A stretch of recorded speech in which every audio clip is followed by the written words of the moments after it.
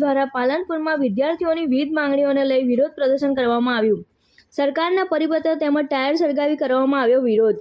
ગુજરાત સરકારના આદિજાતિ વિકાસ મંત્રાલય દ્વારા જનજાતિ વિદ્યાર્થીઓ માટે પોસ્ટ મેટ્રિક શિષ્યવૃત્તિ ચાલુ વર્ષ બંધ કરવાના નિર્ણય વિરુદ્ધ તથા ગ્રાન્ટેડ લોટ કોલેજોમાં પ્રવેશ પ્રક્રિયા પુનઃ ચાલુ કરવાની માંગ સાથે અભય વિભાગના ઠેર ઠેર ઉગ્ર વિરોધ પ્રદર્શન કરવામાં આવ્યા હતા।